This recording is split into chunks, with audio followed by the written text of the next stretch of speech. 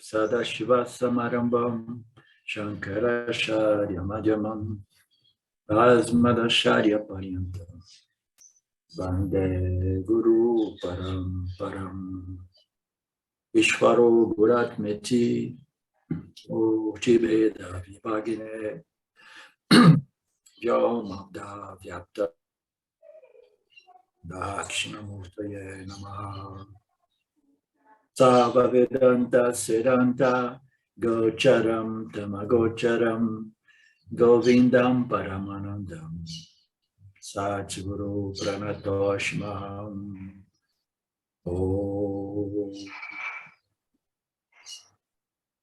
Om Shanti Shanti Shanti Om Namastê. Bem-vindo a todos vocês, meus queridos do Vedanta Brasil. Nós estamos aqui dando continuidade ao nosso beleza do Gita, o arquivo, né? O arquivo versos 8 a 11. Você sabe a página, Marcelo? 9 a 11. Está todo mundo aí? O início do arquivo 9 a 11. 9 a 11, a primeira página. Sim. Ok, como vocês sabem, nós estamos no capítulo 3. O capítulo 3 é dedicado ao Karma Yoga.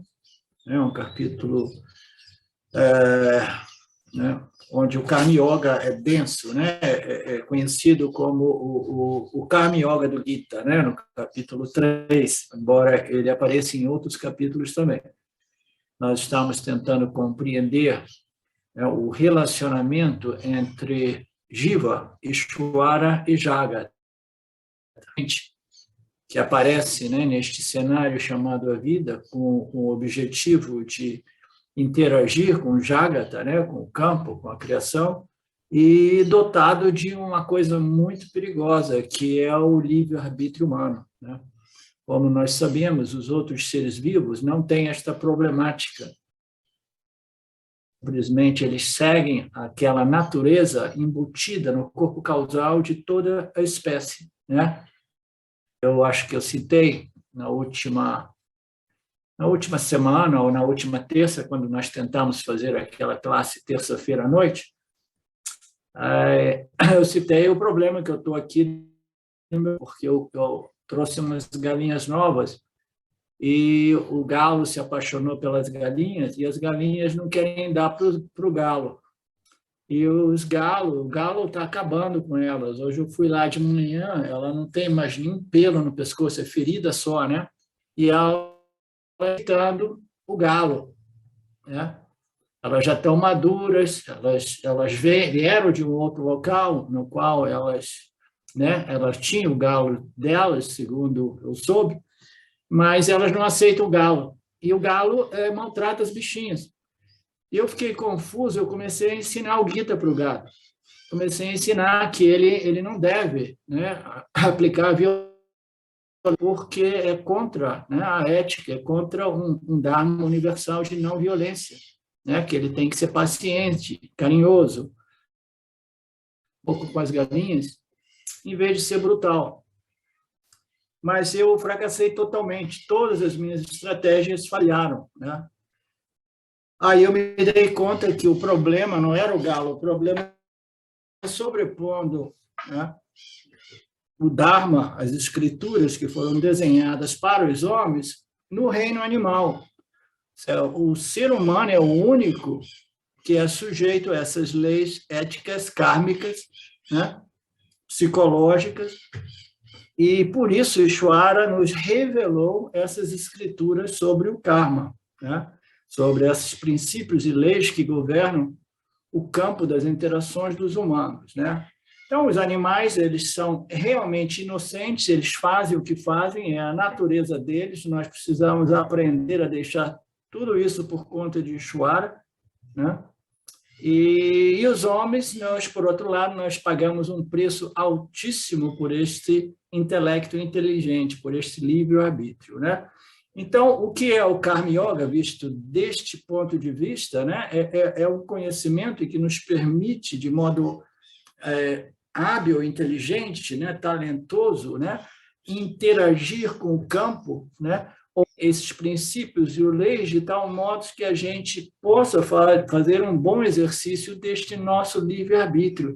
É uma responsabilidade enorme, né? Quantas vezes nós nos dizemos assim, nossa, eu gostaria de ter um gato, né, num apartamento de luxo ou na casa de bem cuidado e eu não tenha o fardo, o peso deste livre-arbítrio humano, né? Porque sempre que a gente é chamado a responder a vida, a gente tem uma possibilidade de erro, e o erro mais fundamental é aquele que mostra ou inadequada como ação, como inadequada como atitude, como espírito, né?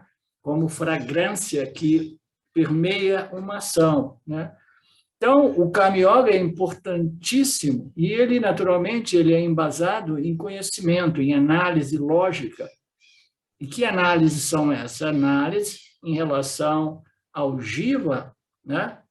Em seu relacionamento com o campo e com o Criador. O Criador se manifesta como campo e como as leis que regem essa estrutura do campo, e o Jiva humano ele precisa desenvolver uma compreensão do Dharma, né? Desenvolver uma sabedoria espiritual que permita a ele adequar, alinhar as suas vidas, né? As suas atitudes com esses princípios que regem o campo. E é uma coisa não fácil, porque todos nós somos compelidos por uma massa enorme de ignorância, né? Que nos, tendenciosamente, né? Nos compele a negligenciar ou não observar esses princípios do Dharma, né? Então, nós vimos, né, que o Dharma, o Karma Yoga, ele é feito de observação ao Dharma, e com base nesta observação ao Dharma, ações, né, adequadas, mas ações também não somente adequadas, mas ações com uma certa fragrância, com uma certa atitude. E esta atitude nós vimos e vamos continuar a ver, porque no capítulo 3, o Lord Krishna, né, ele se aprofunda muito em tudo isso, né? Então, é uma atitude também, e esta atitude, como nós já vimos, né, é uma atitude de doação, de dedicação, de reverência, de contribuição, né? E também uma atitude do resultado. Por quê? Porque, como o Karma Yoga, nós compreendemos que qualquer resultado objetivo, mundano, material, é irrelevante dentro da perspectiva do Karma Yoga, porque o que ele quer realmente, o resultado que ele quer é o acertar na mosca. E o que é o acertar na mosca? O acertar na mosca é, de novo, responder de modo adequado do ponto de vista do Dharma, né? Então, eu estou respondendo em harmonia com essa estrutura do Dharma, e não somente isso, eu tenho nenhuma preocupação a respeito dos resultados mundanos, dos resultados objetivos, porque o meu resultado, fundamentalmente, é contribuir para o campo objetivo, mas, fundamentalmente, o meu resultado é subjetivo. O meu resultado é purificação da minha mente, purificação do meu coração, né? Esta saúde espiritual, esta saúde psicológica, que é fundamental no desenvolvimento das qualificações, que irá me permitir mais avante, mais à frente, né, a assimilação e internalização dos ensinamentos a respeito de Satya, né? A discriminação Satya-Mithya, ela só é possível numa mente muito contemplativa. E essa mente contemplativa, ela pode ser facilmente e naturalmente desenvolvido através da observação do Dharma e o desenvolvimento do conhecimento, né, a respeito dessas leis e a atitude que permeia as nossas ações, não somente as nossas ações, mas o recebimento dos resultados. Nós vimos isso nas classes anteriores, né? A gente age com espírito de adoração e contribuição e doação ao campo, porque a gente vê Shwara no campo, e a gente recebe com aquele espírito de que tudo é praçada, né? Então, eu não me preocupo com os resultados, se eles serão favoráveis ou desfavoráveis do ponto de vista objetivo mundano, porque o meu objetivo é subjetivo, é o quê? Me alinhar com o Dharma colocando ações que observam o Dharma e recebendo os resultados com um espírito de gratidão no meu coração, porque tudo na vida é uma aprendizagem, né? Ishvara nos deu a vida, nos deu o campo, e nós interagimos, e seria estúpido, né? A maioria dos seres humanos, eles pensam que o universo ele é fundamentalmente dualista, que os objetos são reais, que ele, o complexo corpo-mente, é real, e que os objetos servem para me produzir felicidade, né? Satisfação. Então, eu tenho que extrair, né, a segurança, a felicidade, a satisfação dos objetos, né? Então, eu acabo me tornando um porco, né? Um cara que quer simplesmente extrair, consumir, custe o que custar aos outros e ao meio ambiente, né? Então, o Karma Yoga é aquele que observa o Dharma, desenvolve essas qualidades que permitem a ele o resultado mais elevado que existe, que não é um resultado objetivo, mas é puramente subjetivo. Um coração calmo, uma mente calma e um coração tranquilo, como eu dizia nos velhos tempos, uma purificação, uma elevação, né? Uma pureza mental, uma pureza de espírito, né? Uma mente contemplativa, reflexiva, né? Uma mente simplesmente equilibrada, né? E capaz de desenvolver e manter, né, um ambiente extremamente satívico, que é o que nós precisamos para que a ficha caia a respeito, né, da minha discriminação entre o que eu sou como consciência e o que eu sou em minha natureza inferior aparente como o intelecto, né? Esta é a discriminação mais profunda, mais sutil, que depende desta discriminação adequada entre Dharma e Adharma. A gente vê o que está ocorrendo no mundo, é uma guerra eterna entre Dharma e Adharma. Os seres humanos, eles têm uma dificuldade no Dharma, de respeitar o Dharma, porque nós somos fundamentalmente movidos por vasanas tendenciosamente muito negativas, né? Muito tamásicas, muito adármicas, né? Os poderes no mundo, né, movidos por essa ignorância espiritual, e nós temos uma pequena parte, uma pequena fração da humanidade movidos por vasanas religiosas e espirituais, né? Então, essa é a guerra eterna, né? Por isso que esta guerra foi eternalizada, né, através do Mahabharata, né? Esta guerra universal sem início entre o Dharma e o Adharma, né? Então, nós somos seres humanos, buscadores da verdade, buscadores do autoconhecimento, e nós precisamos, acima de tudo, de sermos bons Karma Yogis. Para isso, nós estamos mergulhando de modo muito detalhado no 3 do Bhagavad Gita.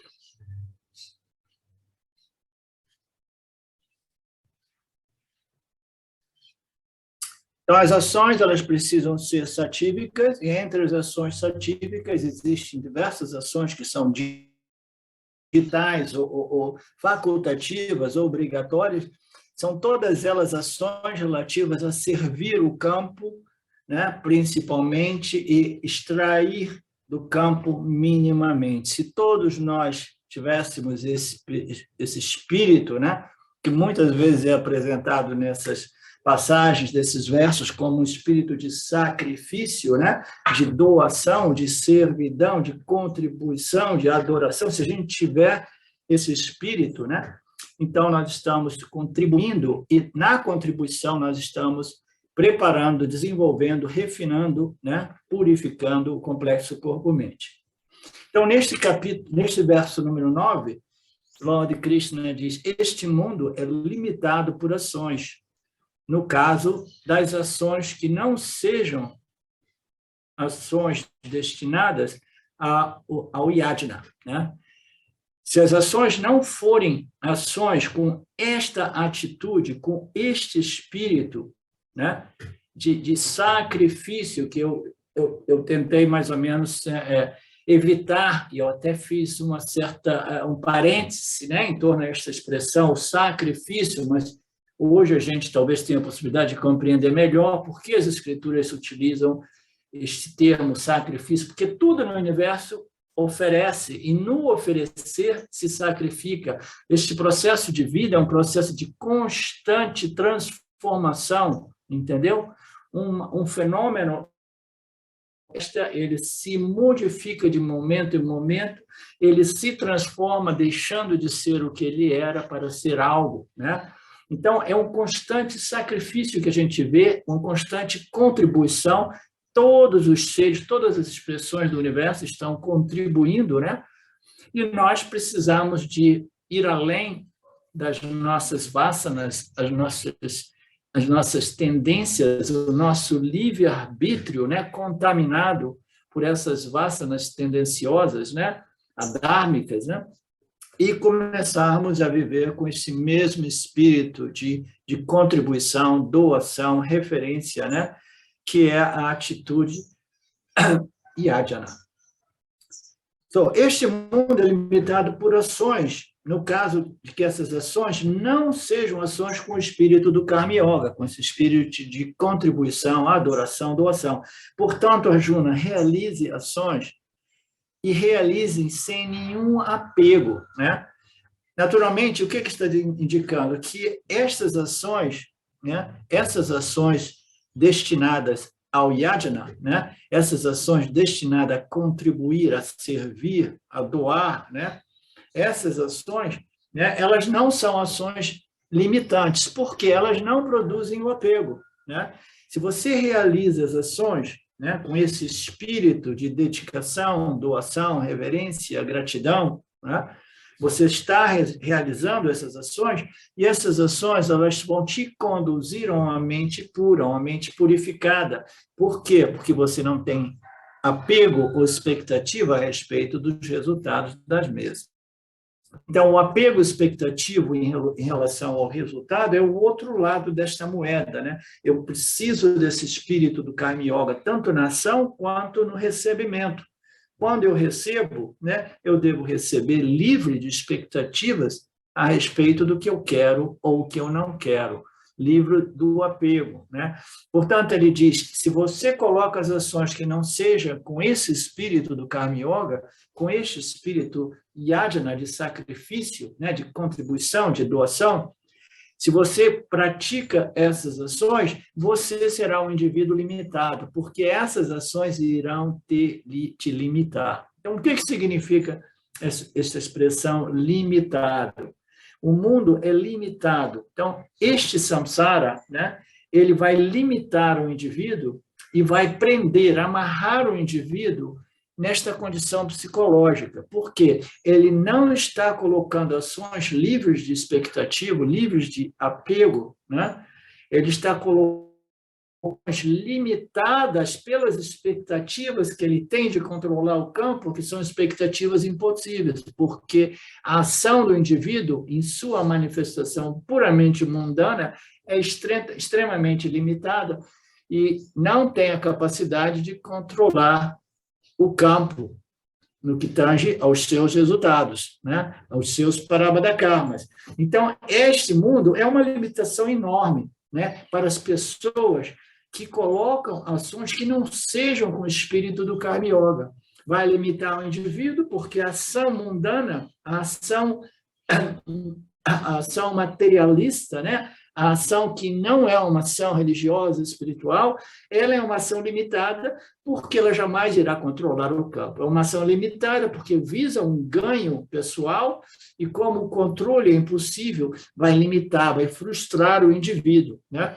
Então, não tenha apego, coloque ações com esse espírito do Karma Yoga, sem nenhuma expectativa a respeito dos resultados, né? Porque isso é aquilo que vai te conduzir à libertação, né?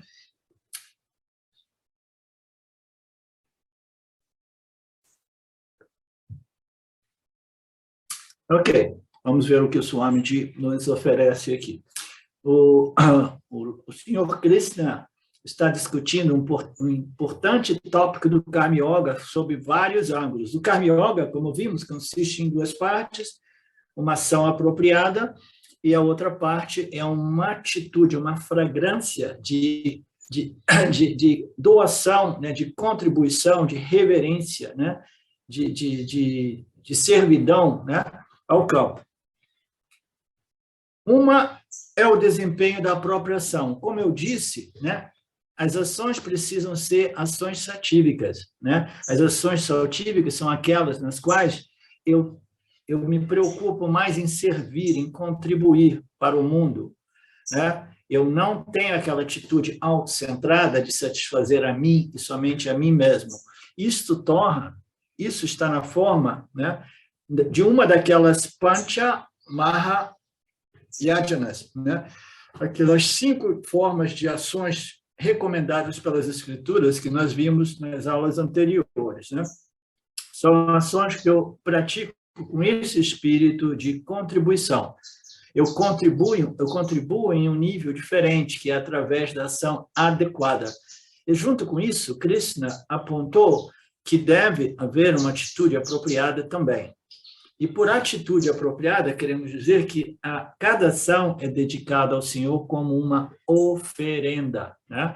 Então, nós temos a ação precisa observar o Dharma, ela precisa ser dármica, portanto, e ela precisa ser, né, colocada com um determinado espírito, né? Então, é uma ação que observa o Dharma, que respeita, harmonizada com o Dharma, mas ainda assim, né, eu preciso que ela seja não somente adequada, mas ela tenha a fragrância do devoto, a fragrância da reverência à vida, aquele que não somente quer contribuir, mas quer contribuir com o coração cheio de amor pela oportunidade de contribuir, né?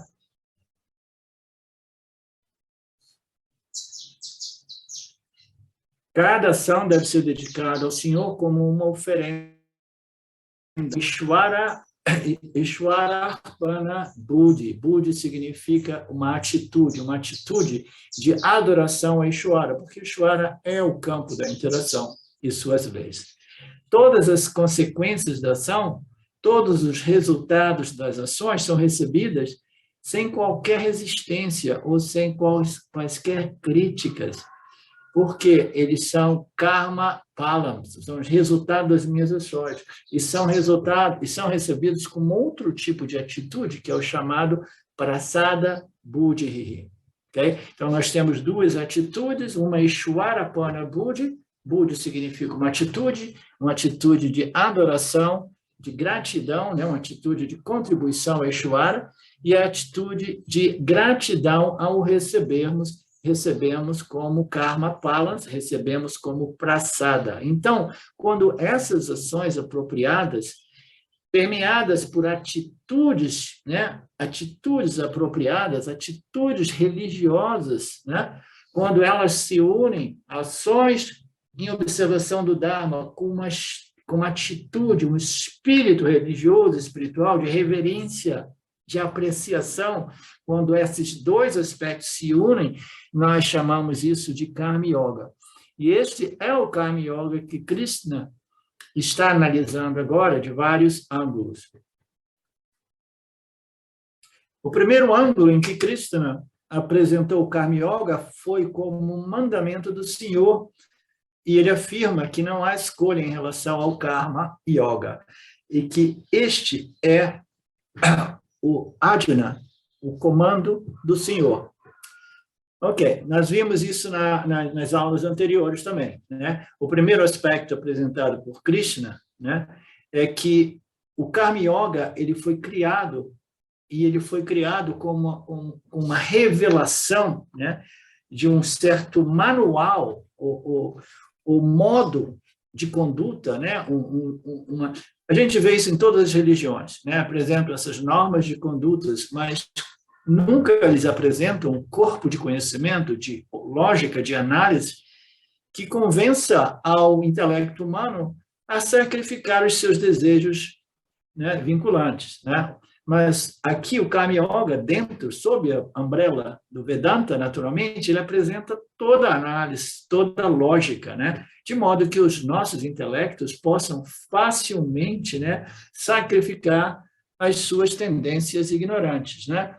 Então, ele diz que o Karma Yoga foi criado como um mandamento do Senhor, dizendo assim, olha, se você quiser ser feliz, se você quiser ser livre, você observe o Dharma e você faça as ações adequadas com este espírito religioso e espiritual. Então, esse mandamento é um modo que foi revelado a nós que nos permite, né, a saída do samsara, a saída desta condição psicológica, né, que destrói o indivíduo, né, quando o caso é um caso já mais extremo, né? Uma doença, quando chega a um nível terminal, ela destrói o indivíduo.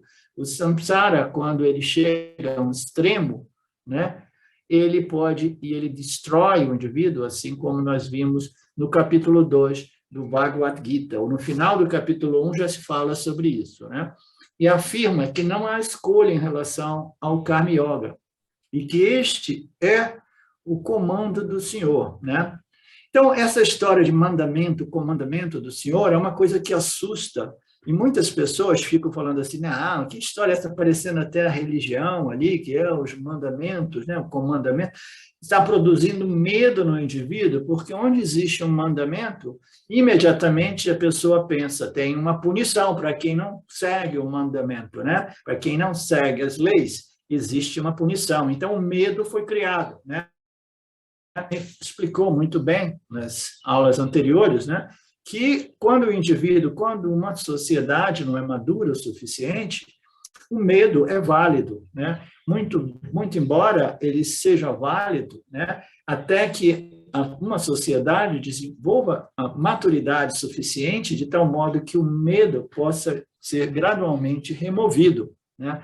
O que vai substituir o medo, né? A compreensão madura. Entendeu? Então, você tem uma compreensão agora, então a estratégia do medo pode ser removida porque uma sociedade se tornou madura, né? Você não precisa mais de ter um radar em cada esquina controlando a sua velocidade, porque você compreendeu que o controle da velocidade serve o bem de todos, né? Então, você não precisa ficar, né, naquela aflição. Onde é que tem radar? Não tem radar. Tem radar. Não, você simplesmente segue, né, aqueles princípios de trânsito, né, sem o medo do radar. Você sempre, não, se está dizendo que é 100, eu vou me manter 100. Né? Nos Estados Unidos, eles permitiam sempre 110. Né? Não, é 100, é 110, mas eles dizem 100 porque, sabe, é que nem as aulas do Vedanta. A gente diz às 10, mas começa às 10:10. Né? Sabe como é.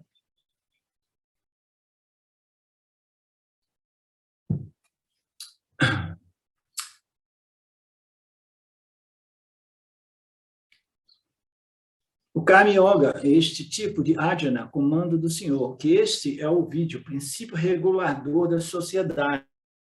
Ninguém pode escapar. E ao dizer isso, dizer que isto é um mandamento, um comandamento, o que Krishna quer dizer é que se não seguirmos, teremos consequências, cairemos no pecado, né?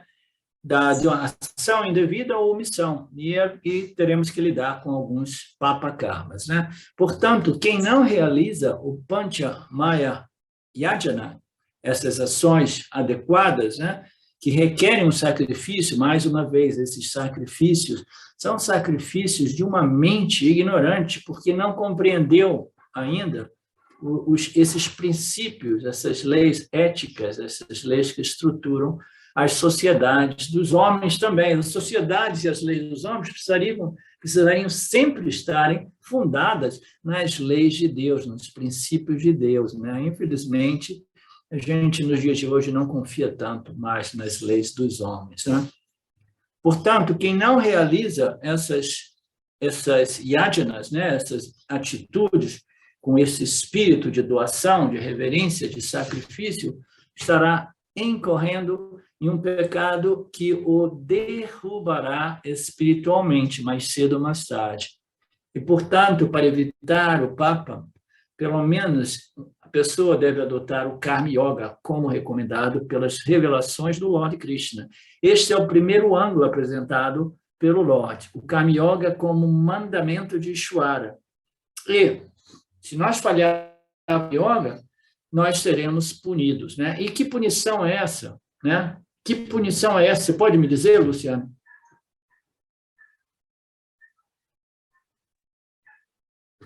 São os resultados das nossas ações, né, professor? Se a pessoa ela não tem esse espírito de karma yoga, ela vai estar apegada aos resultados, e aí ela vai reclamar, vai sofrer muito e vai acumular esses papas. Sim. Quem é que realmente nos está punindo, né? Nós mesmos, né? Então, as escrituras apresentam dizendo assim, não, Ishvara vai te punir, são mandamentos. Não, Ishvara é um grande facilitador e ele revela essas escrituras de modo que a gente possa, né, compreender, né, a dinâmica do campo, né, de tal modo que eu possa evitar essas punições auto-induzidas, né? Eu crio a punição, por quê? Porque agora eu cheguei no Vedanta, eu compreendo o Karma Yoga, mas ainda assim as minhas ações não são adequadas e as minhas atitudes também são igualmente inadequadas. Aí eu estou sempre brigando. O conflito é uma coisa frequente. E qual o preço que eu estou pagando? Uma mente perturbada o tempo todo, uma mente incapaz de se elevar, de se refinar, né, de se purificar, né? Então, nós nos punimos através dessa ignorância, através desta não observação, não desenvolvimento deste espírito religioso e espiritual, né? Então, falhando, nós seremos punidos por nós mesmos. Este é o Karma Yoga apresentado como uma ameaça, né? Nisto está envolvido o medo. Mas, para aqueles do Vedanta Brasil, que são maduros, nós não precisamos de levar em conta este elemento de ameaça e medo, né? Porque nós somos indivíduos maduros, né? Como eu disse, o governo tem que punir as pessoas que violam as leis dos homens. Se todas as pessoas forem maduras, não existiriam leis, né? Isso é o sonho, né? Utópico de muitas pessoas, muitos filósofos, né? Sem governos, sem leis, né? Os indivíduos são autorregulados pela compreensão e observação do Dharma, né? Portanto, Krishna também usa a técnica de ameaça, de medo, punição, e diz, é melhor você observar e seguir o Karma Yoga, ou então você será punido. Qual é a punição? Samsara. Samsara Karagraham. Então, que tipo de punição é essa? Você, em vez de você se elevar e se libertar, você se torna sempre mais preso no samsara, sempre mais amarrado no samsara. Qual é a punição? Samsara, samsara e mais samsara. E o que é o samsara? É uma condição psicológica na qual eu estou em constante conflito e dor e sofrimento, né? Devido à minha não observação do Dharma e à minha fantasia de que eu posso obter o que eu quero, custe o que custar ao meio ambiente e aos outros seres, né? Então, a punição é a prisão do samsara. Tem muitas pessoas que falam, pessoas que não são realmente pessoas espirituais, que falam que uma pessoa dos Estados Unidos que conheço já há muito tempo, ele se refere ao nosso planeta como o planeta prisão, né?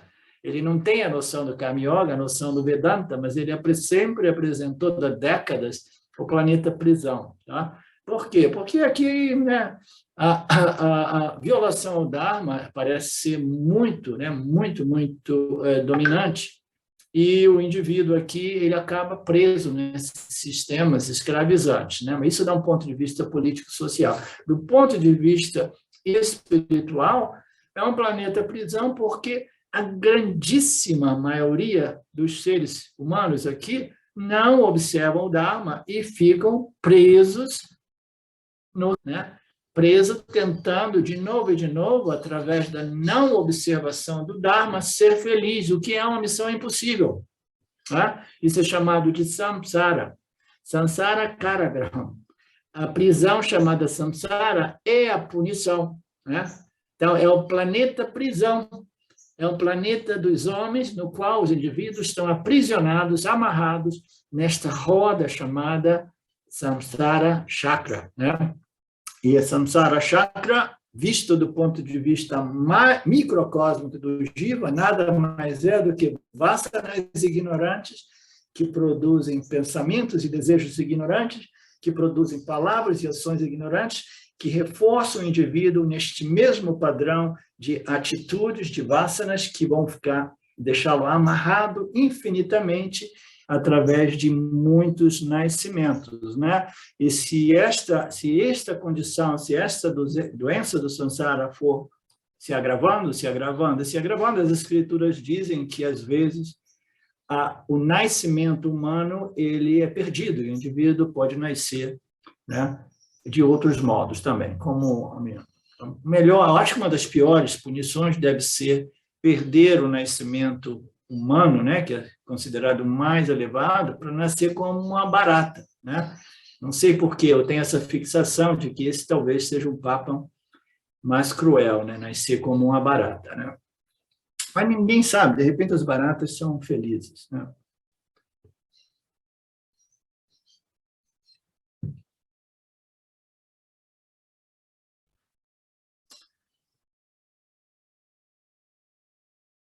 Em vez que a pessoa esteja suficientemente evoluída, e uma vez que ela não precise de punição ou ameaça, aí o Karma Yoga aparece na vida do indivíduo e apresenta esses ângulos que nós estamos vendo aqui. Aqui, Krishna não apresenta Karma Yoga como um mandamento do Senhor, porque nós não somos uma religião, né, no senso da limitação presente em quase todas as estruturas religiosas por aí, né? As religiões quase sempre elas lidam com pessoas menos maduras, né? E ela apresenta esse elemento de medo e punição para tentar evitar que as pessoas, né, enlouqueçam. Porque, no final das contas, essas religiosidades a nível menos maduro, mais elementar, elas servem para manter aquelas massas mais volumosas de pessoas sem essa sofisticação intelectual e sem essas noções, né, religiosas de mandamento, punição, medo, etc., a sociedade já, né, ela simplesmente vira um campo de zumbis, né? Esses filmes que tem por aí, né, dos zumbis que começam aí, esqueci, chegar a uma década.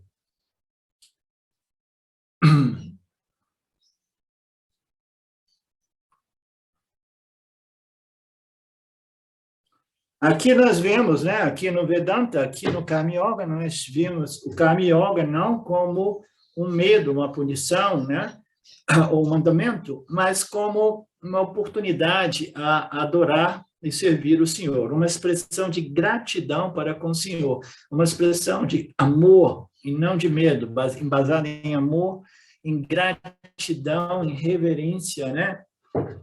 Anteriormente, o Karma Yoga foi ensinado através do medo, e é por isso que as pessoas usam a expressão de tementes a Deus, né? Tementes a Deus é uma expressão comum, né? O Brasil talvez seja a nação, nos dias de hoje, onde existem mais tementes a Deus. Eu tive uma reunião, um encontro com uma pessoa, né? Uma pessoa que eu conheci aqui, uma pessoa muito bem, né? Uma pessoa culta e com boas conexões em Brasília também, e ela, na última vez, ela falou assim, não, porque o Brasil é uma nação importante, porque talvez seja a última nação de muitos tementes a Deus, né? E ela colocou essa expressão, tementes a Deus, né? Eu achei interessante, né? Normalmente eu não tinha nenhum interesse em falar de Karma Yoga com ela, eu estava ali por outras questões, né? Mas nós somos uma nação de tementes a Deus. Se ela o segue valorosamente e não engana as pessoas, não conta mentiras, ela é uma pessoa que teme a Deus, porque a motivação não é simplesmente não fazer os outros o que eu não quero seja feito a mim, a motivação é eu não quero a punição de Deus. Qual é a punição de Deus?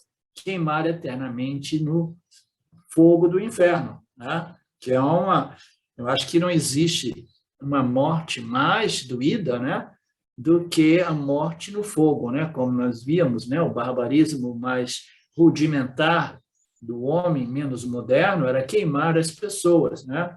Pessoas vivas, né? não queimar os corpos mortos, né? Então, é uma punição enorme, né? Muito, muito cruel. Então, as pessoas acabam seguindo as regras do Dharma, tentando seguir, desde que ninguém, né, esteja vendo, naturalmente, por medo. Mas, ainda assim, é melhor seguir os valores por medo do que não seguir esses valores, né?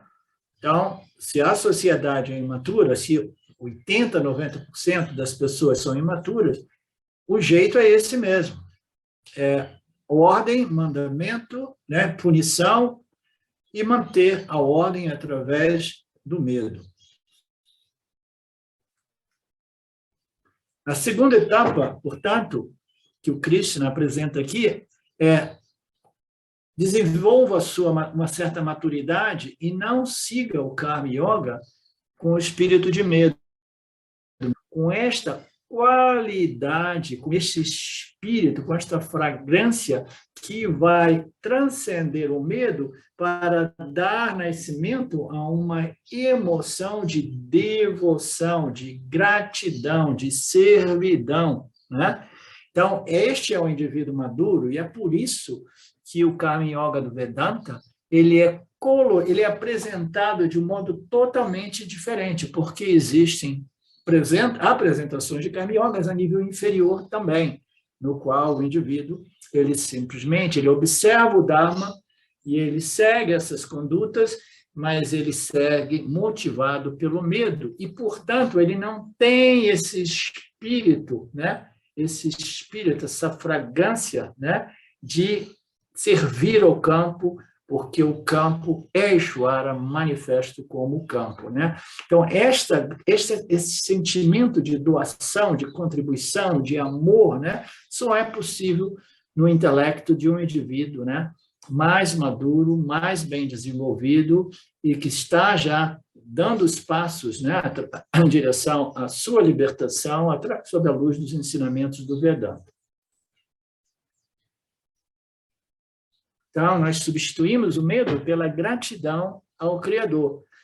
Quanto mais você agradecer, quanto mais você apreciar o Criador, né, mais você apreciará as leis dele, o dom dele. Quanto mais você aprecia a harmonia, a beleza da criação. Então, você vai querer o quê? Vai querer expressar a sua gratidão. Então, vocês lembram quando eu falava? Tinha um período que eu falava muito sobre desenvolver a visão de Ishvara, a capacidade de ver Ishvara manifesto como um todo, que é o que diferencia o devoto do Vedanta do devoto de uma divindade aqui, uma divindade, esses devas particulares, né? Os devadatas, né? Essas divindades, que não, essa é a minha divindade, então eu faço os meus pujas, né? Para as minhas divindades. Aqui no Vedanta, nós precisamos começar a desenvolver esta visão do Karma Yoga que vê Ishvara manifesto em todos os seres inertes, né? Então, esta gratidão só é possível na medida que a gente desenvolve esta visão do Deus manifesto, e ele é manifesto através de todos os seres, e ele é manifesto através do Dharma, os princípios, as leis que regem a harmonia neste campo de tantos seres, né, em todos os cantos do universo. Então, você vai desenvolver os olhos, a percepção, né, através dos 5 sentidos e a mente, e você vai ver esta criação como algo benigno, não maligno, né? Você vai ver a beleza de tudo isso, a inteligência que sustenta tudo isso, inclusive a ignorância. Essa inteligência sustenta a ignorância de todos aqueles que violam o Dharma, todos aqueles que estão aqui combatendo o Dharma, fazendo guerra contra o Dharma, né? Mas, ainda assim, você expressa sua gratidão pela totalidade, sabendo que o nosso dever é proteger o Dharma também, né? Eu não sei se vocês leram no jornal, aqui ele faz referência a um americano, isso foi muitos anos atrás, que ele já estava mais idoso, mas ele foi no espaço, viajando com um foguete, e ele, depois de ter observado o planeta lá de cima, né, ele se tornou uma pessoa religiosa e espiritual, né? E aí, depois disso, ele começou a apreciar. Imagina a viagem que deve ser, né? Ir até o espaço, e depois de lá você vê o nosso planeta sem nenhuma fronteira, né? Sem nenhuma guerra, e imaginar, né, que quando você desce lá, existem fronteiras, existe violência, guerras, crueldades, né? E lá de cima você vê é um organismo uno, é um organismo, né, integrado, é um planeta único, né? E são seres, né, que deveriam estar vivendo em harmonia, mas ainda assim esta ignorância, né, essas vássanas, né, não espirituais, né, fizeram deste planeta um planeta muito desafiante, né?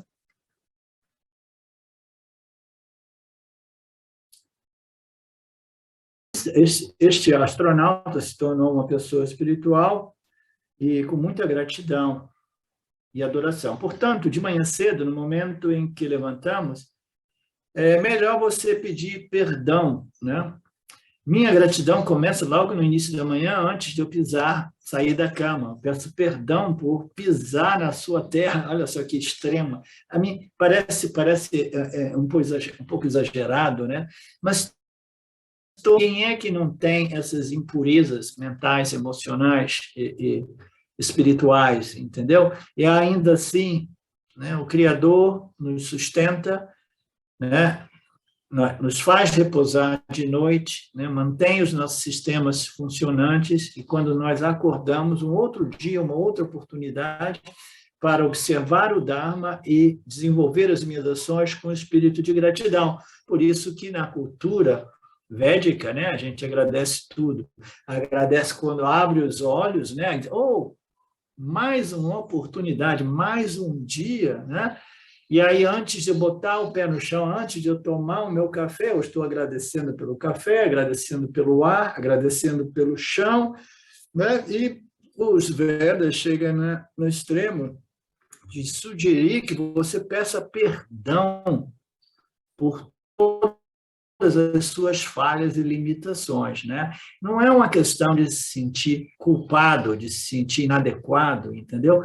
É uma questão de reconhecer a beleza da criação, a oportunidade que ela representa, as minhas falhas, as minhas limitações, e ainda assim, Ishvara nos propicia os dias uns atrás do outros, e aí eu falo assim, eu tentarei ser uma pessoa melhor, né? Eu tentarei não cair nos mesmos erros, né? Mas, e ainda assim, de antemão, eu peço perdão caso isso ocorra mais uma vez, né? Portanto, eu sou grato desde o primeiro piscar dos meus olhos, desde o início, né, do meu dia, né? Acordar de manhã cedo, né? Eu não sei, no outro dia eu contei de novo, foi numa classe que eu dei em inglês, né? Aquela amiga nossa lá de Washington, nos Estados Unidos, que uma vez ela acordou de manhã com uma atitude que ela não conhecia. Ela passou mais de uma semana vivendo com aquele estado mental que ela acordava de manhã, e quando acordava de manhã, thank you, obrigado, que lindo, que maravilhoso, ela achava tudo lindo. E ela, sendo enfermeira, ela odiava acordar de manhã porque ela tinha que ir para o hospital, e ela odiava ir trabalhar. Então, imagina você acordar de manhã, né? Todos nós conhecemos isso, né? Acordar de manhã e não, independentemente das circunstâncias, nós temos esta visão, né? Esta atitude de gratidão. É um dia difícil, é uma situação, né, delicada, é um papa pessoal, um papa coletivo, né? O que seja, mas ainda assim, né? Esta perspectiva, esta gratidão, esta reverência, esta apreciação, né, este reconhecimento da beleza de tudo isso, né, presente, aí você já acorda com totalmente um outro espírito, né?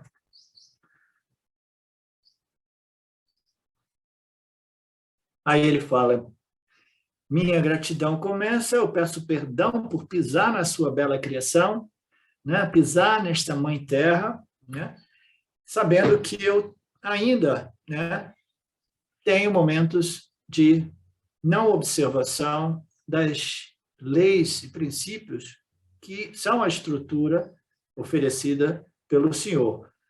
O que é a quantidade de apreciação? E é quando nos dirigimos ao rio para tomar banho, e quando a gente abre a torneira, tudo que a vida nos dá, a glória da água, mais você sente vontade de oferecer gratidão e referência. Então, a cultura védica, ela chega num extremo no qual os 5 elementos são apresentados como símbolos de Ishvara, né? Porque são esses elementos que nos propiciam a vida, né? Então, lá existem pujas para os 5 elementos também, entendeu?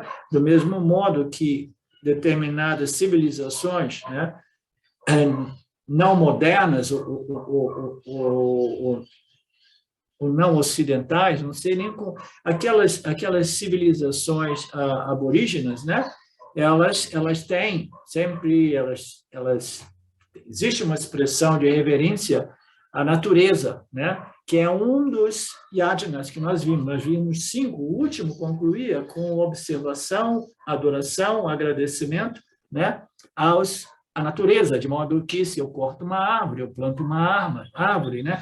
Então eu tenho uma sensibilidade até mesmo com a natureza ao meu redor, né? Começava com a minha gratidão, né, e reverência às escrituras, né, aos professores, aos meus antepassados, etc., etc., e concluía o 5º yajna, é uma reverência ao ambiente, né? Então, essa reverência é parte do espírito nosso e, como eu dizia, na cultura védica existe tremenda reverência e pujas dedicados aos 5 elementos. Na verdade, aí ele fala sobre a água, porque a água, a gente sabe que sem água não existe, todos os seres são criados da água, etc., etc. O mundo, este Jagata, Virat, é a água. Ok. A fonte de tudo isso é o Supremo denotado pela sílaba Om, né? Ele fala sobre as divindades são a água, os 3 mundos indicados, né? São a água, eu não sei, eu não conheço este ângulo dos Vedas, né? Que reduzem tudo à água, eu não tenho como elaborar sobre isso, né? Mas se alguém de vocês quiser explorar mais isso, né?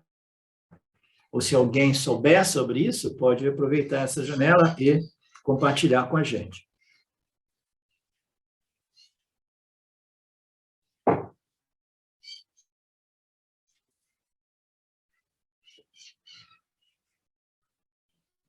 Eu devo ter esquecido, mas muito antes de vir aqui, eu fiz Sandhya Vandahanam, ritual de saudação, como nós fazemos, né? A saudação é a nossa sampradaya, nossa tradição. Por isso, tomo água na mão e tenho o maravilhoso que a água é. Né? Sem água não tem vida, a gente procura um planeta com água, porque sem água não existem os seres vivos, né? A água é o básico da vida, e a temos com tanta abundância em nosso planeta que nós deixamos até mesmo que elas escorram diretamente para os oceanos, né? A fartura, a abundância, a beleza deste planeta mas você precisa ser um kami-yogi para ver tudo isso, né? Senão a mente está ali, né, totalmente focada no aspecto material deste mundo, sem ver aquele aspecto, né, invisível, né, a beleza realmente, a inteligência, né, que estrutura tudo isso, né? Portanto, os rituais védicos são todos eles prostrações, né, reverências, né, a essa beleza, o milagre da vida, né? O espaço, o ar, tudo, tudo, tudo. Se a gente não tem água, a gente não tem ar, produção de oxigênio, aí o ar, né, nos falta, aí nós não conseguimos. Então, alguns dizem, né, que a gente pode chegar num ponto, outros dizem que não, tudo isso é falácia, de comprometer o nosso nível de oxigênio no planeta. Todos os 5 elementos são dons do Criador, e por isso eu estou intensamente consciente deles. Muito embora não tenha sequer, eu não precise produzi-los, eu não preciso Então, o que eu tenho que fazer? Eu tenho que agradecer, né, tudo isso como uma oferta, uma oferenda, né, uma dádiva do Senhor, uma praçada do Senhor, mas pelo menos eu tenho que procurar não destruí-los, não poluí-los, né? Então, tudo que a gente tem que fazer é não destruir este planeta lindo, esses elementos que nos foi concedido. O Lord Bhagwan diz que você não precisa nem se preocupar de manter a criação, porque Ishvara, ele projeta, cria, sustenta, mantém e recicla tudo. Então, a gente não precisa se preocupar em nada disso. Você só não pode, ele colocou, está traduzido, não deve bagunçar tudo isso, né? Não pode, né, destruir tudo isso, né? Tem que observar essas leis e não bagunçar tudo. Se você não quebrar, não perturbar a harmonia, esta é a sua oferenda. Você poderá dar ao campo, dar ao Senhor, portanto, converta a sua vida em uma oferenda a mim, o Lord Krishna fala, né? Se referindo ao Cristo, a sua vida a mim, faça de suas ações oferendas a mim, observe que eu estou embutido neste milagre da vida, nesta criação, me veja, me enxergue, né? Desenvolva essa visão do Karma Yoga e ofereça a mim, porque a gente sempre oferece alguma coisa em retorno quando alguém nos dá algo muito valioso, né? Se alguém nos convida, não, vem aqui, vamos, né? Vem jantar, né? Eu vou oferecer uma janta para vocês, né?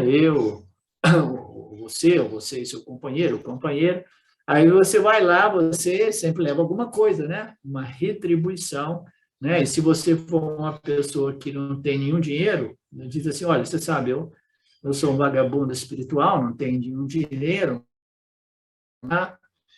Eu vou, né, aceitar isso com grande devoção, com grande gratidão no meu coração e depois vou lavar os pratos e as panelas também, né? Então, a gente sempre oferece alguma coisa em retorno. Imagina a Ishvara, entendeu? Ele nos deu o universo, nos deu o corpo-mente, ele sustenta, né? Mantém esse corpo-mente vivo através de suas leis, de seus pranas, né?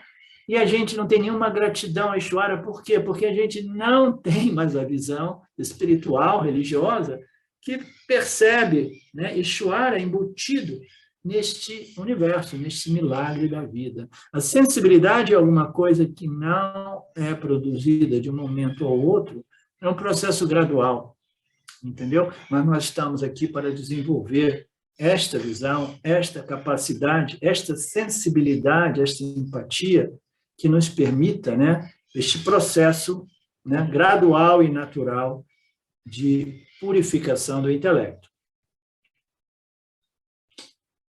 Se você não perturbar esta harmonia, você estará oferecendo já uma grande coisa ao Senhor. E qualquer vida que viole esta bela harmonia do universo, que viole o ritmo, Krishna diz que esta vida será uma vida de prisão, uma escravidão, a humanidade inteira presa no samsara. E ele destruirá a humanidade, né? É um ciclo, né? A humanidade, as civilizações, elas parecem surgir, se desenvolver, né? Desenvolver muita tecnologia, né? Muito materialismo, né? E se autodestroem. Existem muitas pessoas que indicam que este é um padrão, né? Que de novo isso ocorre, né? Então, tudo isso por quê? Porque a humanidade inteira está presa no samsara, essa ignorância espiritual, que, né, compele as sociedades inteiras a cometerem, né, não somente um suicídio espiritual, mas como um suicídio literal, físico, destruindo os meios ambientes e, finalmente, uma grande guerra para destruir a vida no planeta, uma boa parte da vida no planeta. Portanto, Krishna diz, deixa a sua vida ser uma oferenda ao Senhor, deixa o seu trabalho ser uma adoração, uma ação que não se destina à adoração ao Criador, é apenas, né, um meio para o samsara, uma escravidão, né? Nos amarra ao samsara, né? Esta é a beleza da ação, que pode ser uma ação vinculante ou pode ser uma ação libertadora, né? Então, aqui ele faz, né, referência a esta ação, a beleza desta ação do Karma Yoga, né, que envolve, naturalmente, esta atitude de adoração, né, de servir ao campo, né? Sua vida seja permeada por esta atitude de adoração, que as suas ações possuam esta fragrância, uma ação que não se destine, uma ação que não tem esta fragrância, ela vai nos conduzir ao samsara, à escravidão, né, à prisão.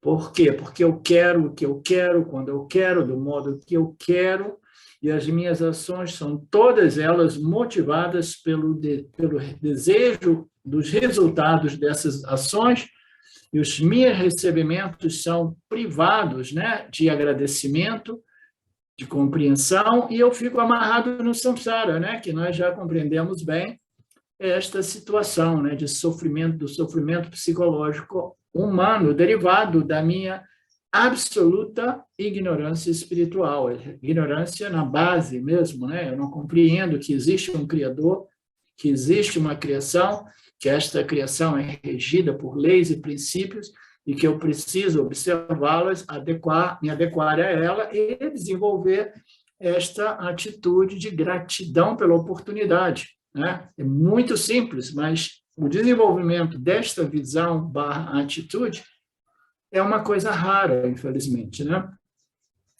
Portanto, esta é a beleza desta ação, com esta fragrância. E esta ação vinculante, ou pode ser uma ação libertadora, né? Como o veneno de uma cobra. Então, uma ação vinculante, ele está querendo dizer, tem dois aspectos no que ele está querendo dizer. Muito provavelmente, as ações, ou elas são vinculadas pelos meus desejos aos resultados, né? Ou pode ser uma ação que irá me libertar do samsara, porque eu não estou apegado aos resultados e eu apresento a minha ação como uma oferenda, né? Mas eu queria fazer um parêntese e dizer aqui que esta ação do Karma Yoga, ela se torna também uma vasana vinculativa ou vinculante, tá? Por quê? Porque você foi desenvolvendo essa vasana espiritual, essa visão, essa perspectiva de compreensão, aí quando você vê, isso se tornou uma tendência natural de agir, né, daquele ângulo de percepção, compreensão, visão, que vê, né, o Criador, Ishvara, em tudo, né, no milagre da vida, né?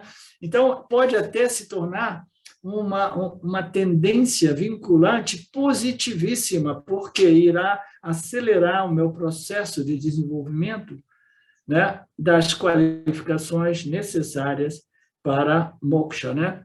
Então, essas ações, visto do ponto de vista apresentado por ele, vinculantes do ponto de vista de que eu tenho apego aos resultados, ou libertadora do ponto de vista que eu não tenho apego ao resultado, porque o meu propósito é servir, é contribuir, né? É dar.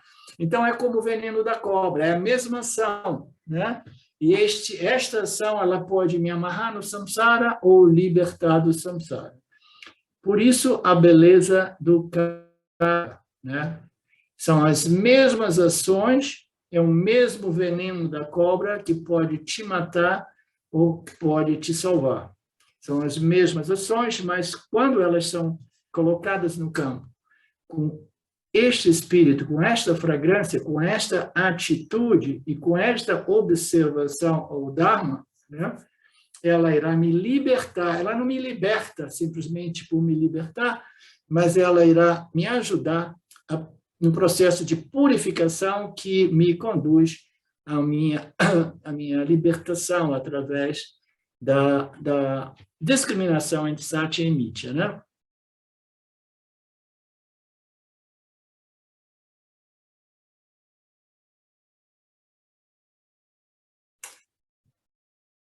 Esta é a beleza desta ação do Karma Yoga.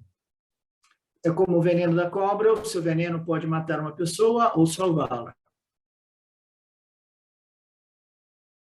podemos dizer que o veneno é o assassino, mas podemos dizer que o veneno é um remédio que salva, né? Qual é a resposta? Depende de como você lida com a ação, né? Você pode lidar com a ação de modo a produzir sofrimento, mas você pode lidar com a ação de modo a produzir libertação, paz, né? Tranquilidade, uma mente contemplativa, se a ação for totalmente livre de expectativas, e não somente isso, em observação ao Dharma, né? E com espírito de contribuição, de reverência, de gratidão ao campo, né? Livre das expectativas referentes aos resultados, né, diretos, objetivos, materiais, em observação do Dharma e com um espírito de servidão, de contribuição, de adoração ao Ishvara. Krishna diz que a ação por si não amarra ninguém no samsara. Ele diz também que a ação não prende, não liberta ninguém do samsara. Krishna diz que a ação por si não prende nem liberta. Então, a ação por si, ela não prende e não liberta, ela depende, né, do tipo de ação, e nem o tipo de ação, a atitude que permeia essa ação.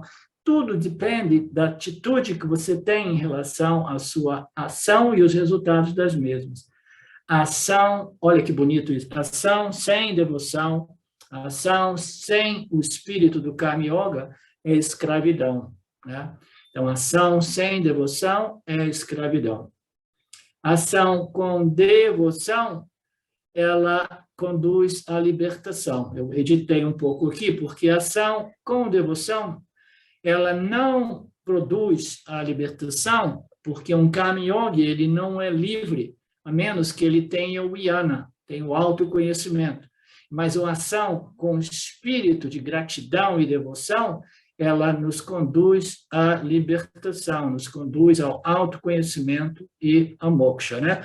Este é o princípio básico do Karma Yoga. Com esta devoção, com devoção é um fator, ação com devoção é um fator libertador. Ação sem devoção é um fator de prisão, escravidão ao samsara. Todos vocês compreenderam o porquê que essas ações sem o espírito do Karma Yoga nos amarram no samsara? Você compreendeu, Felipe? É porque não vai ter fim, né? Ação sem devoção, a gente vai fazendo e não tem fim, né? Quando a gente tem essa devoção ao Lorde, a gente faz somente a ação ao campo, né? Não é egocentrado, é totalmente diferente. E por que não tem fim, Felipe? É porque os desejos, né? Quando a gente vai à ação só visando o nosso ganho, né? Não tem fim, né? Mas quando a gente olha o todo, aí você faz o que o todo precisa e tem a paz, né? Porque, vamos supor, eu faço o que o campo precisa. E depois que você faz aquilo, você não fica naquela ânsia de fazer mais, quero fazer mais, yame. Ótimo, muito bom, Felipe, obrigado.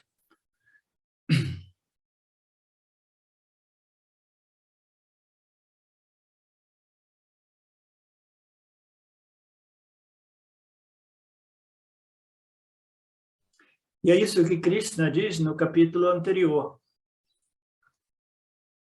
No capítulo posterior, no próximo capítulo. A ação mais devoção é chamada de yajana. Yajanaha. A yajanazinho, ele caracteriza uma oferenda, né? A ação mais devoção, ou ação com esse espírito de devoção, é chamado de yajanaha, uma oferenda. Ação menos devoção é chamada de ação, karma, né? E o karma é chamado de um karma yoga quando ele é uma ação com este espírito de yajana, né? Com esta atitude de yajana, né? Ação mais devoção é igual a yajana. E ação menos devoção é puramente karma. E karma irá produzir o samsara, a menos que ele seja feito com esta compreensão / né, a atitude do Karma Yoga. Portanto, Arjuna, você pode fazer as suas ações, mas sempre com esta atitude de adoração ao Senhor pela oportunidade, etc., etc., né? Seja um Karma Yoga, de novo, ele está dizendo para o Arjuna, né? Assim, não se preocupe com os seus familiares do outro lado do campo da batalha. Assim, não se preocupe se seus familiares a reconhecem ou apreciam. Ok, é um outro ângulo que ele está apresentando, mas eu apresentei do ponto de vista da batalha do Mahabharata, que Arjuna estava ainda, né, ali, né, relutante para fazer as suas ações com um espírito, né, porque agora o Krishna estava ensinando a ele o Karma Yoga, né, que é uma ação em acordo com sua Dharma de Arjuna e que precisa ser feita com espírito de contribuição, de adoração, né, de reverência, né, de adicionando valor ao campo, né, servindo ao Senhor, né, protegendo, né, e restabelecendo o campo dármica, né? Então, o Arjuna, ele precisa compreender isso de modo que ele, né, se abandone nesta ação com o espírito justo, sem nenhum ressentimento, sem nenhum medo e sem nenhuma culpa, né? Porque ele está fazendo aquilo que é o seu Swadharma, e é o Dharma, e é a favor, né, da restauração do Dharma, né? E se refere a um outro tipo de reconhecimento. Os membros da família podem não reconhecer que você é um Karma Yogi. Eles não apreciarão os seus serviços com o seu espírito, né, de servidão. Muitas vezes eles dirão, mas esse é um trabalho ingrato, é uma expressão idiomática. Faça o que fizer, não haverá apreciação. Então, as pessoas... Isso é dentro do contexto védico, né? Porque, como eu disse antes, os swamis ali, eles fazem um papel de psicólogo, porque as pessoas vêm aos swamis para falar dos problemas delas, né? E elas dizem, olha, eu desenvolvi essa atitude do Karma Yoga, eu sirvo a minha família, eu sirvo o meu marido, né? Eu sirvo a minha sociedade, mas parece ser um trabalho ingrato, porque ninguém reconhece. E aqui a ideia é você faz sem nenhuma expectativa a respeito do reconhecimento ou apreciação, né? Você faz isso com base ao quê? Ao seu dever, né? Então, não é o meu dever, e eu não faço o meu dever simplesmente motivado pelo reconhecimento ou apreciação dos outros. Eu faço o meu dever porque é muito importante eu fazer o meu Swadharma, eu fazer a minha contribuição. Não importa se os outros fazem isso, se os outros apreciam o fato de eu estar fazendo, servindo os filhos e o marido, se eles não oferecem de volta uma apreciação, né, não importa, faça o seu dever. Então, este é o apontamento, né, do Swami aqui. Portanto, ninguém aprecia a minha contribuição, se eles não apreciam, tudo bem, né? Nós unidos procuramos defeitos minuciosos nos outros, a pessoa pode cozinhar, ok. Tudo o que não está à altura do ideal, a gente vai criticar, né? Mas não é assim, né? Isso é parte das palavras do Swami como psicólogo de seus estudantes.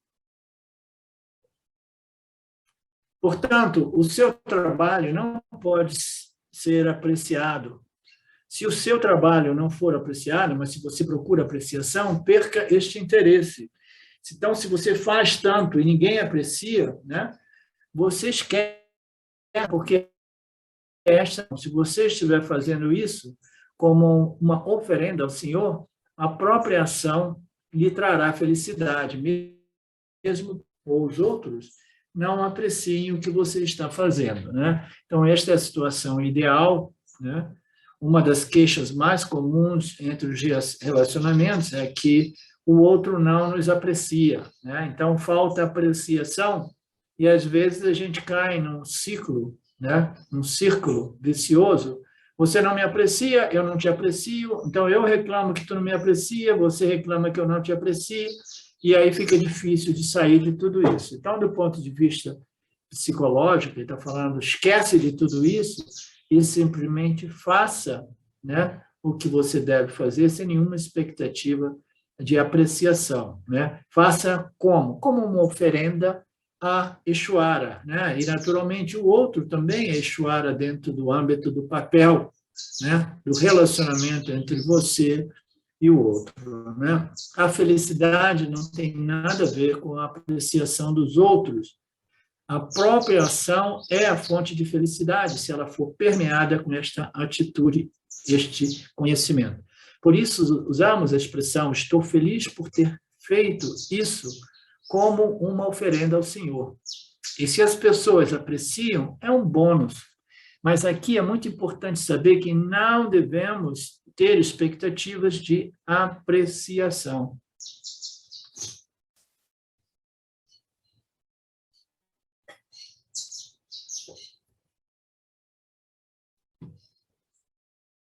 O mandamento das Escrituras deve ser entendido claramente. Não devemos esperar a apreciação dos membros da família, portanto, não temos o direito de esperar a apreciação.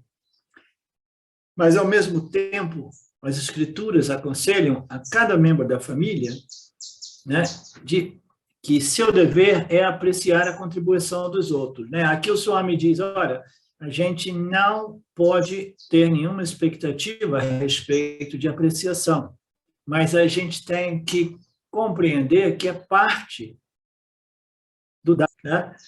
Então, eu digo, não tem nenhuma expectativa de apreciação, mas isso não inclui, né, que as pessoas não devam apreciar no âmbito de todo e qualquer relacionamento, entendeu?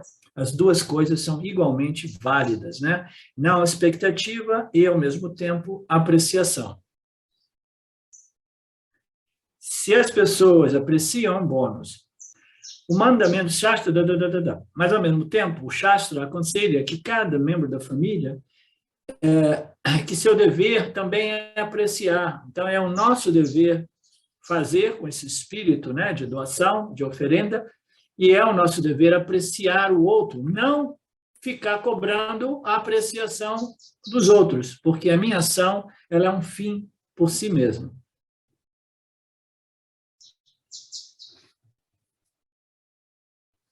Mas, ao mesmo tempo, algumas pessoas podem estar dizendo, eu não apreciaria, porque é dito que no Gita ninguém deve esperar apreciação. Eu não apreciaria, porque é dito no Gita que ninguém deve esperar apreciação. Então, assim, não, na Escritura diz que ninguém pode ter expectativa de apreciação, então não precisa apreciar, né? Não precisa apreciar, né? Tem uma expressão que o James costumava colocar sempre que as pessoas agradeciam, né, ou faziam qualquer expressão ou doação, né, como símbolo de reconhecimento e de apreciação, ele sempre dizia, a sua apreciação é muito apreciada. Né? A sua apreciação é muito apreciada. Né? Embora não seja, né, o ponto da questão, mas é sempre apreciada. Ao mesmo tempo, as pessoas podem pensar, não, eu não aprecio porque no Gita diz que ninguém deve ter expectativa de apreciação. Tenha muito cuidado. Eles não devem esperar apreciação, reconhecimento, mas é o meu dever apreciar cada contribuição de cada membro, né, da família deste planeta, né? Então, eles não podem realmente exigir, mas é o meu dever apreciar, é o meu dever servir e é o meu dever apreciar, né? Eles não devem pedir, mas você deve dar a sua apreciação, né? Porque ninguém deve exigir, todos nós devemos seguir, nós devemos ser movidos pelos nossos deveres sociais, os nossos papéis sociais, né? Porque eles, por si, eles nos dão a satisfação, né? Mas isso não exclui que as pessoas devam aprender a dar uma apreciação, entendeu? Assim, a esposa não deve pedir a apreciação do marido, mas o marido deve apreciá-la. Da mesma forma, o marido não deve esperar a apreciação da esposa, mas a esposa deve apreciá-lo. E, às vezes, a gente cai num ciclo no qual essa situação se torna crônica, né? E aí fica mais difícil de sair deste ciclo vicioso, né? Quem é que vai apreciar primeiro aqui, né? Quem é que vai respeitar primeiro, né? O professor não deve esperar a apreciação e a valorização de ninguém, né? O professor está falando dele mesmo, né? Ele não colocou aí doação, mas o professor não deve esperar doação ou apreciação de ninguém, né? Dos alunos, mas é o dever dos alunos apreciá-los, mas os alunos, às vezes, eles não sabem que este é o papel deles, entendeu? Apreciar, de qualquer modo que seja, né? O que é feito na forma de um namaskara, em geral, né? O namaskara é um gesto de apreciação e respeito ao professor, que é difícil, até mesmo um gesto de reverência e apreciação ao professor é algo já meio difícil de encontrar no mundo de hoje, né? As pessoas, né, entram no Vedanta Brasil, elas extraem o que interessa a elas, isso e aquilo, e muitas vezes eu vejo a pessoa entrar e sair sem nenhum gesto de reverência ou apreciação ao professor. É incrível. Às vezes eu falo assim, putz, como diz aqui na passagem antes, né? É uma coisa, é um papel ingrato, né? Um trabalho ingrato. A pessoa entra e sai, entra com arrogância, às vezes sai com arrogância e quase nunca oferece uma florzinha de apreciação na forma de algumas palavras, né? Muito menos doações.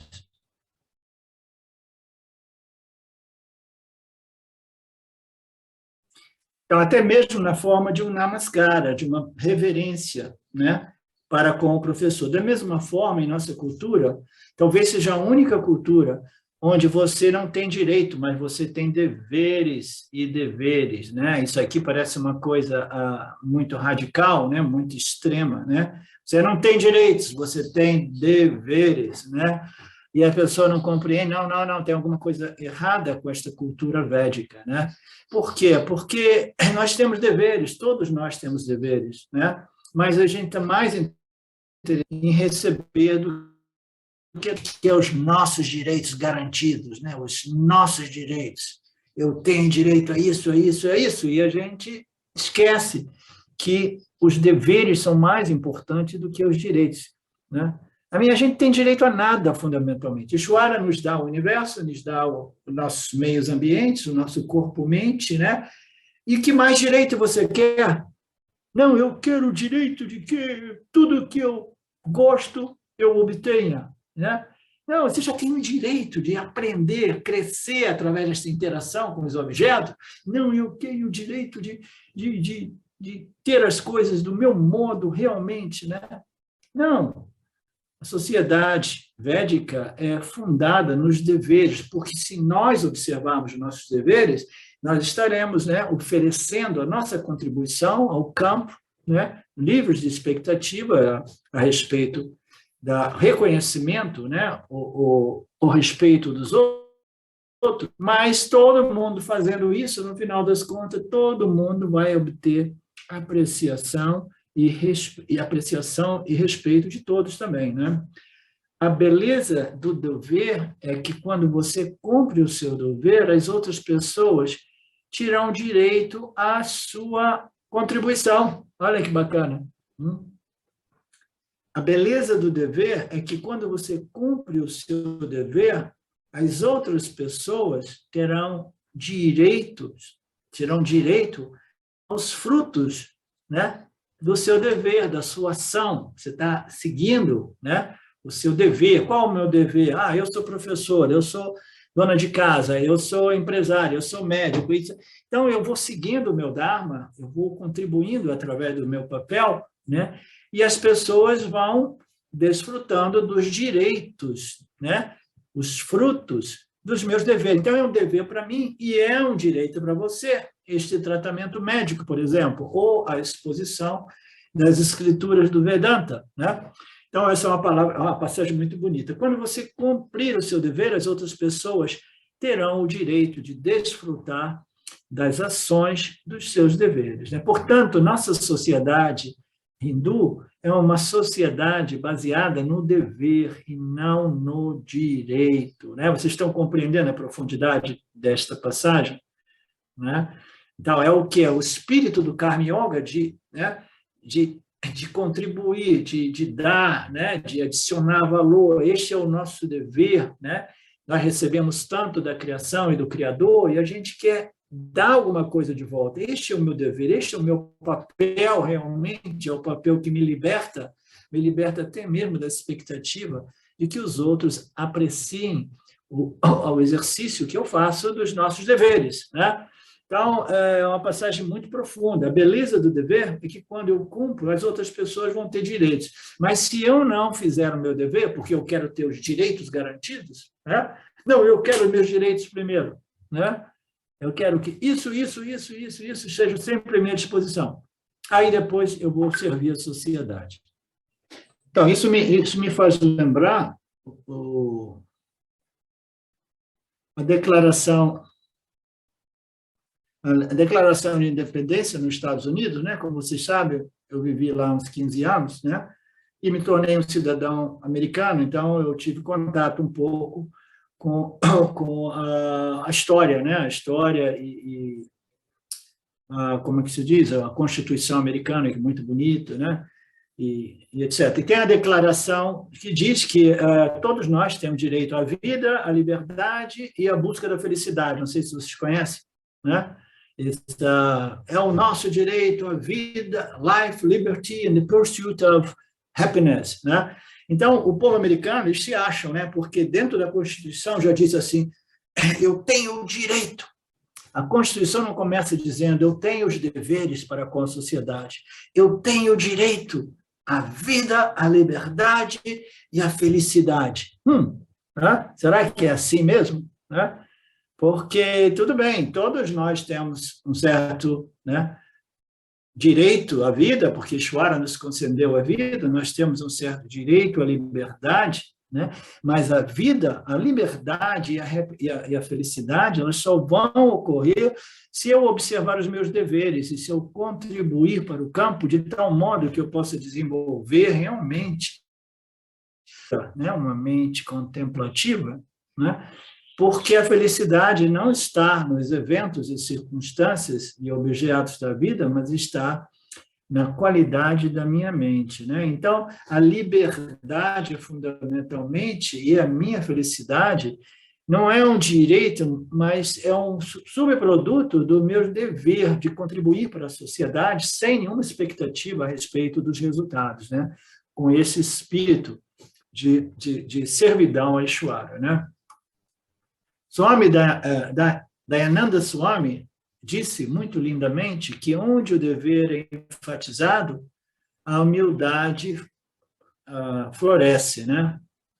Enquanto que onde o direito é enfatizado, a luta aparece, o tribunal aparece, o divórcio aparece, né? Todas as coisas surgem através desta noção de que é meu direito, né?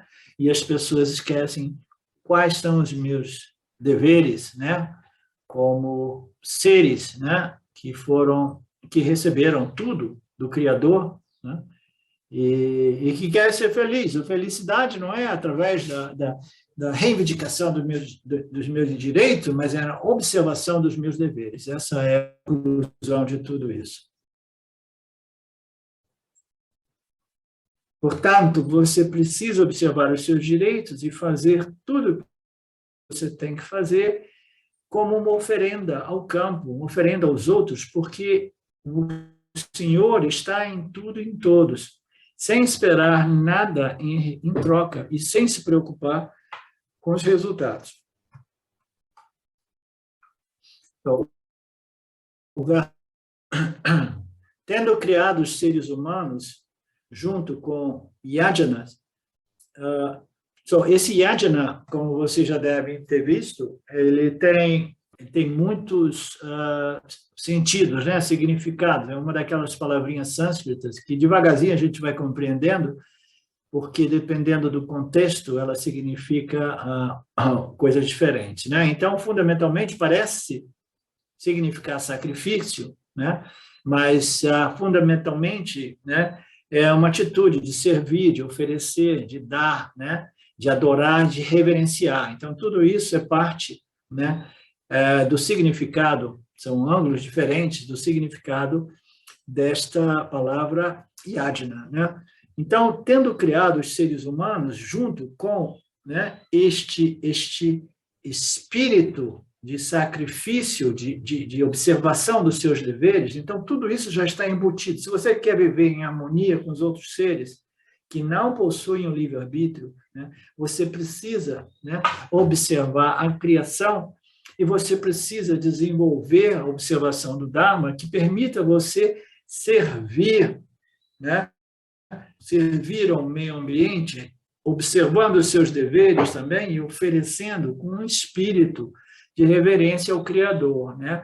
Então, tendo criado os seres humanos juntamente com esse conhecimento, o espírito do Karma Yoga, no início da criação, o Criador disse que você seja apropriado, né, a isso, que você seja equipado com este espírito de doação, servidão, sacrifício, né, adoração, reverência, que você esteja adequadamente apropriado, equipado com esta atitude do yajna, né, que este yajna seja a fonte de todos os objetos desejados por você. Em outras palavras, que todos os seus desejos que movem as suas ações, né, fundados no yajna, né, que ali, essa fonte, todos os seus desejos são o quê?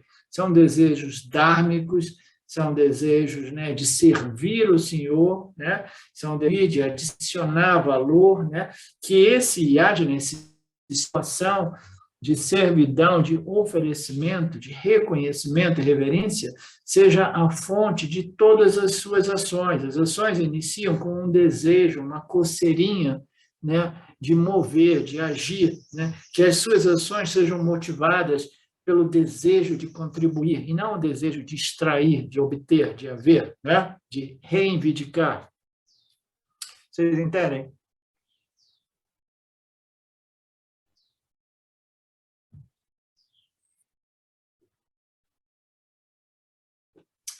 Ok.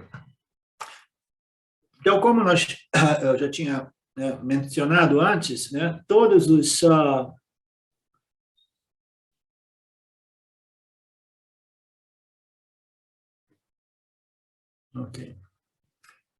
todos os seres humanos,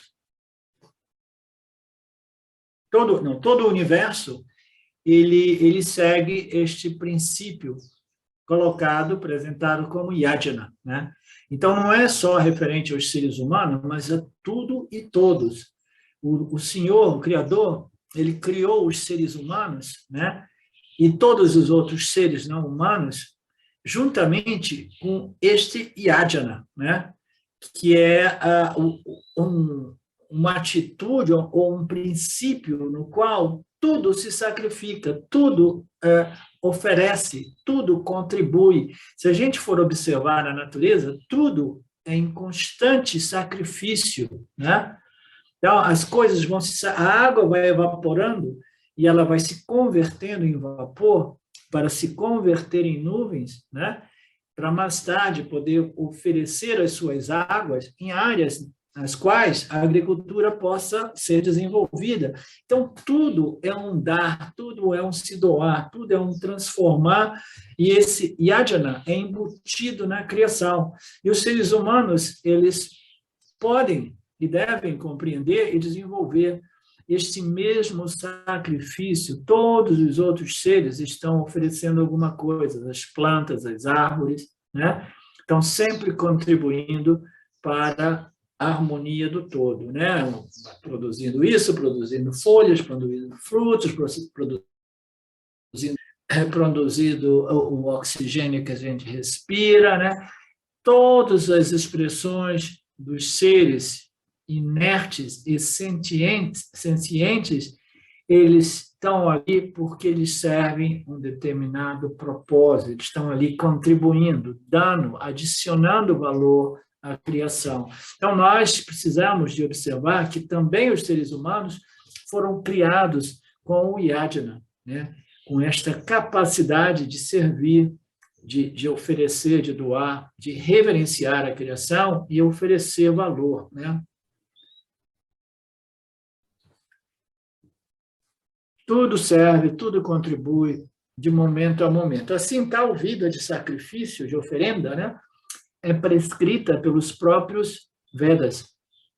Isto para a harmonia e o progresso da sociedade. A sociedade não irá progredir a menos que os indivíduos desenvolvam não somente, né, tecnologia e inteligência, mas essa inteligência espiritual, né, esse conhecimento espiritual, né?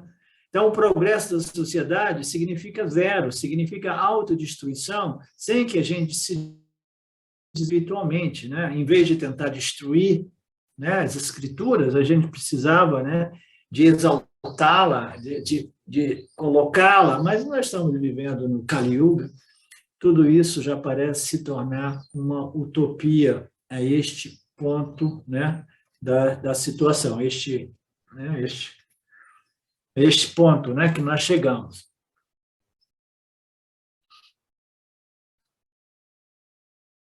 Tal vida de compartilhamento, né, de contribuição, de sacrifício, chamada de modo de vida yajna, é prescrita nos Vedas para o benefício de tudo e de todos.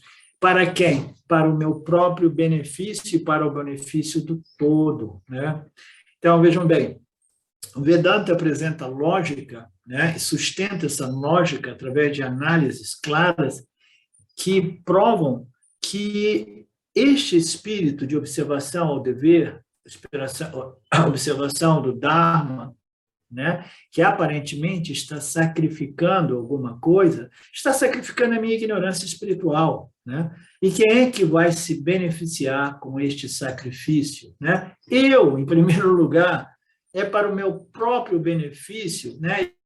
Eu simplesmente para me beneficiar, eu quero beneficiar o campo, eu quero beneficiar Ishwara, eu quero dar, doar, contribuir para a criação, eu quero ser como os outros seres do reino animal e vegetal, que se é um propósito, né? E estou aí fazendo a minha contribuição. Mas, no final das contas, quem é o maior beneficiado? Eu mesmo. Então, essa história de sacrifício, ela passa a não ser pesada, porque você compreende, eu estou sacrificando a minha ignorância, que diz que o que eu quero realmente, né, é um objeto, é uma circunstância, é uma situação, e que a minha felicidade depende de alguma coisa, então eu desenvolvo essa ignorância vinculante, né? E aí eu quero que eu fico amarrado no samsara, enquanto que, se eu não me apego às circunstâncias, se eu não me apego aos resultados das minhas ações, mas eu me apego às ações adequadas, em observação aos meus swadharmas, meus deveres, e com esta espírito de reverência e amor à vida, eu não estou sacrificando nada, eu estou simplesmente me beneficiando porque eu estou me purificando e me elevando espiritualmente. E a felicidade é puramente um estado de espírito, não é assim, Silvio? Certíssimo, professor, graças a Deus. Namastê.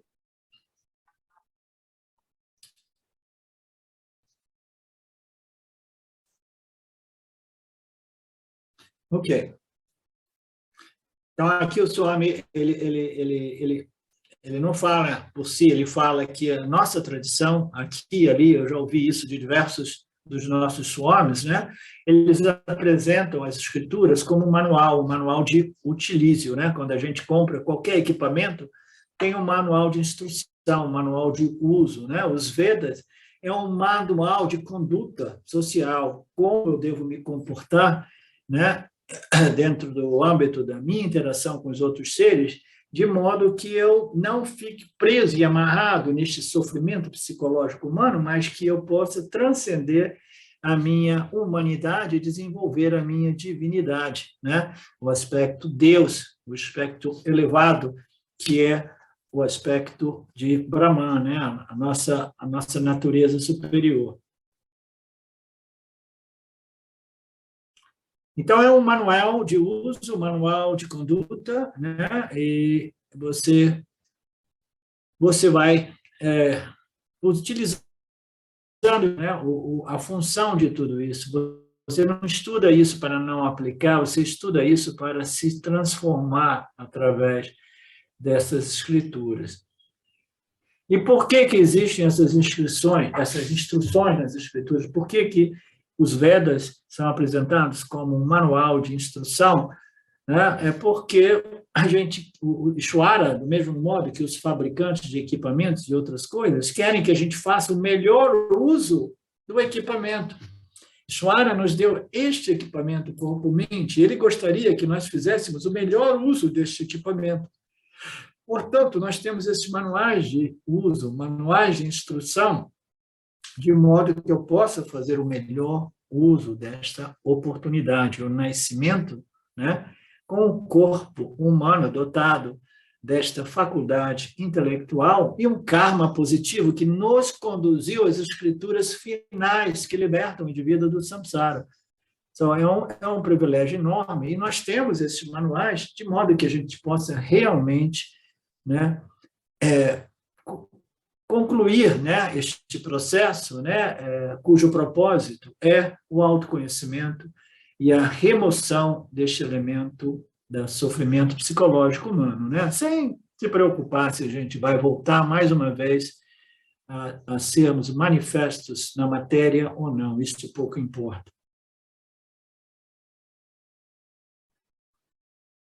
Mas a gente tem que ter discriminação, a gente precisa saber observar essas instruções das escrituras, a gente não pode tentar interpretá-las sozinhas, a gente precisa de um médico, a gente precisa, né, de alguém que nos explique. Às vezes você compra um equipamento mais sofisticado, você pega aquele livrinho, começa a ler ele, o livro de instruções, você fala, nossa, para começo de conversa eu preciso de um advogado aqui, porque eu tive que concordar com tantas coisas, né, antes de eu acionar este pedaço de equipamento, e depois eu preciso de um técnico altamente qualificado para me entender essas instruções, né?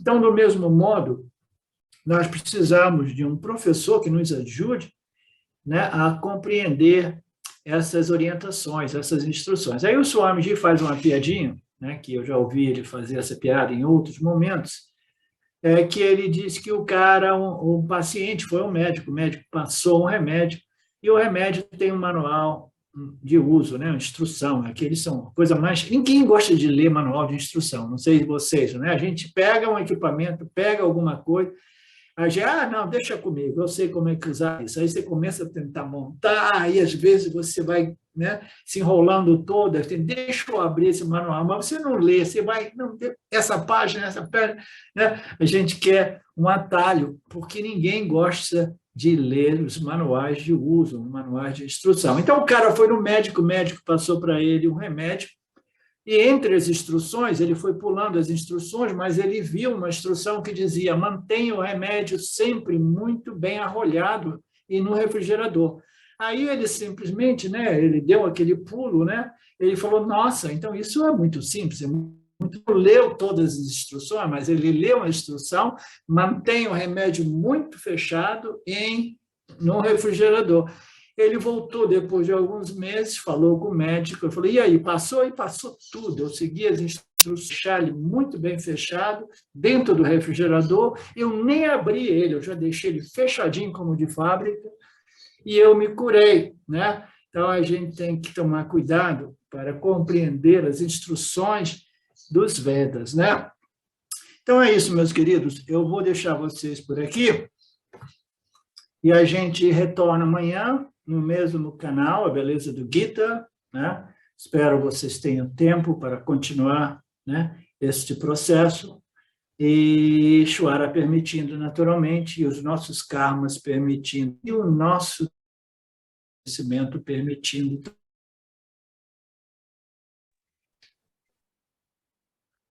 Professor, obrigado. Namaskar. Om Purnamada Purnamidam Purna Purchate Purnasya Purnamadaya Purnameva Vashishyate. Om Shanti Shanti Shanti. Obrigado. Senhor. Obrigado, meus queridos do Vedanta Brasil. Obrigado, Felipe. Até amanhã. Namastê. Obrigado, Alexandre. Tchau a todos.